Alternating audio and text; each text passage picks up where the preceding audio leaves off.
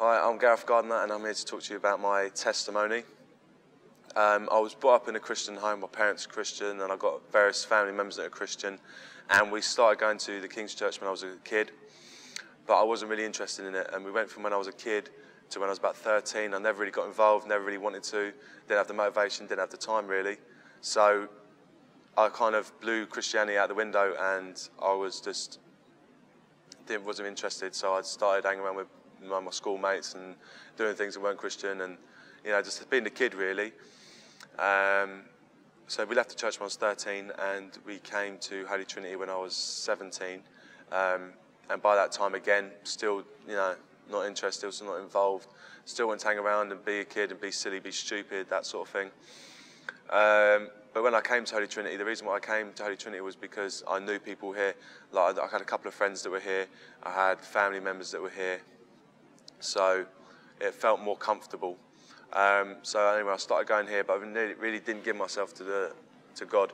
So but it wasn't only until the youth worker here took us to Worship Central in London for like a conference and some worship.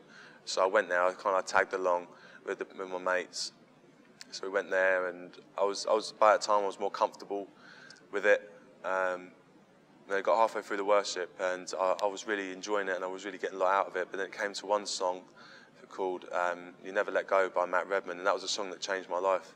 And I could say that that song turned me to Christ because it just spoke to me, and it just was everything that I wanted to hear was in that song, just that He'll never let you go, just that He's always there for you, just that He will forgive you and that He will be there for you. And it just completely touched me, and because we all do things that we all regret, and so I just realised that He can forgive me and that I can change. So after that I kind of went home, and I told my mum and my dad, and I gave my life to Christ that night. But then after that I still wasn't living the life of a Christian. I was still going out and still doing things that weren't Christian, and I was still hanging around with people that weren't Christian. I had an unchristian girlfriend who didn't really believe and was quite anti, so that kind of led me away a little bit. But then it got to when I was just finishing college, where I was 18, and I didn't really have a passion in life. I didn't really have nothing to motivate me, and I didn't really have any sight of goal that I wanted as job-wise. And it got me frustrated and angry because I didn't really know what I wanted to do. And then it wasn't only until Bobby Ball came here. He came to his church and he told us his testimony, and he saw me after the service, and he looked at me and he just said to me, he said, "Are you a youth worker?" And I said, "No." And he says, "Well, you're going to be." So that really touched me, and it really and the thing was, I knew it was serious because he's only like 5'4", I'm 6'4", so he looked straight up and dead in my eye, and I knew that it was true, and that's what I wanted to do for the rest of my life. So I thought, well, what am I going to do about it? How am I going to go about it? So then a couple of people I knew were doing Christian gap years, and I thought that sounds like a good idea.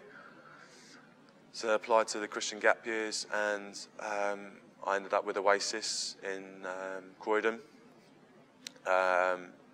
So I joined the gap year, and it just changed my life. I worked with kids from age 4 to 25, and it just, I just developed so much, in my attitude, in what I want, in